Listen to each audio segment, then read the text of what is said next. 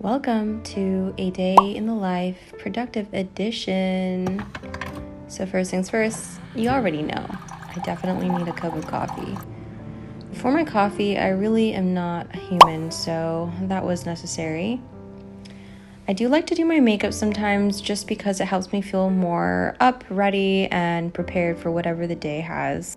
You really never know where God is going to guide you if you just let Him.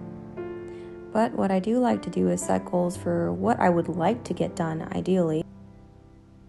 I make about a list of 1 to 10 items, and this will be like a loose list. The first 5 items must get done, the last 5 are optional. Basically, what you're seeing is my morning routine. And so, thirdly, I definitely need to tidy up my space. I find that when my space is nice and clean, it helps me to feel less cluttered in my mind. And that's where the habit for success is always to make your bed on a daily, just because it kind of motivates you to get out of bed and do something about your day. If you have an animal, make sure to give them lots of love, and also don't get mad at them if they make a mess. Have fun along the way and enjoy doing your daily mundane chores because these simple things are actually quite precious. I like to talk to God during these simple tasks and ask Him to guide me, give me discernment, help me to make good decisions throughout the rest of the day. And also while I'm doing that, I like to meditate on whatever word He has brought to my attention. I like to just talk to Him while I'm sitting here folding laundry.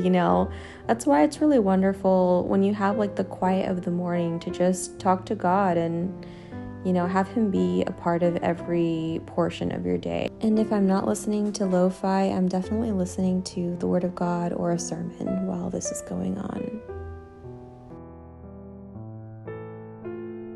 I want to mention how important devotionals are and why it's so important. It's important because that's your conversation with God every single day. The more often you do it, the better you'll get at understanding what He wants to say to you or discerning His voice. Imagine you're in a relationship with someone and they only come when it's convenient. Would you really trust that person? Or how would you feel if this person was constantly checking on you or constantly wanting to talk to you or constantly wanting to share their day with you or asking you for advice or just wanting to get around you? It's kind of how our relationship with God should be. And I'm not perfect at this. I feel like God checks me constantly. He's always like, all right, you've not been hanging out with me enough. Like, it's time to come back. We got to listen to that. Like a respect. It's a reverence. Let's move on to the last half of the day. I really didn't feel like doing this because I thought it was going to be such a huge task, but God actually had my parents come over, so I had company while I was doing it, so it made it a lot less painful. And honestly, I don't have that many clothes, so I ended up getting rid of about I would say 25 to 30% of what I owned. My sister also bought me this really cute organizer for my closet, so they helped me build that a couple days ago. It all just kind of fell together. I feel like that's the way God works things out. Finally, I got everything nice and separated, and I accumulated what I didn't want, and I kept what I did want. I separated my closet into church/formal clothing, streetwear, and jackets.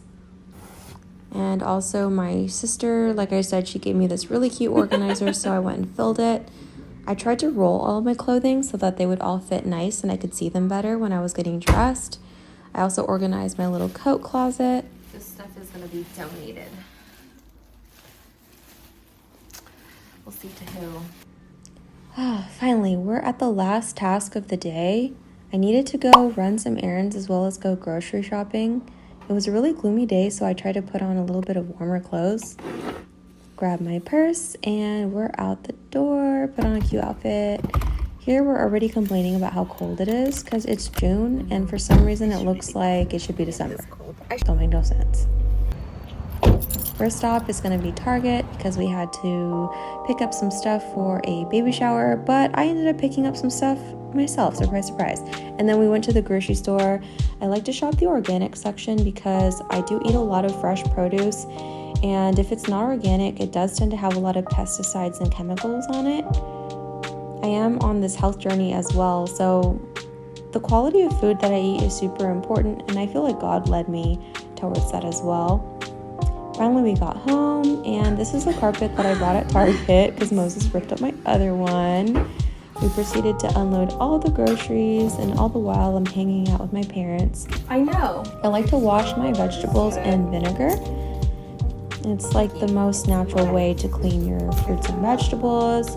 I chop them up and try to put them each into their own little containers.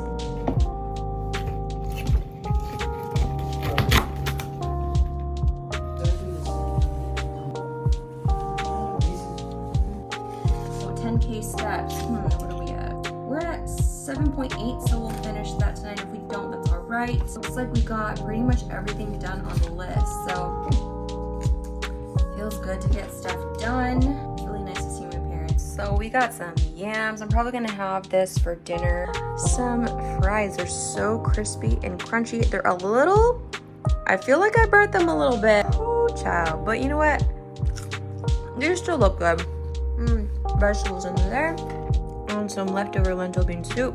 That was dinner. Thank you so much for joining me today. I think I'm gonna close out this vlog, but God bless you always. Do not hold yourself back from doing stuff just because it's not understood. Do it.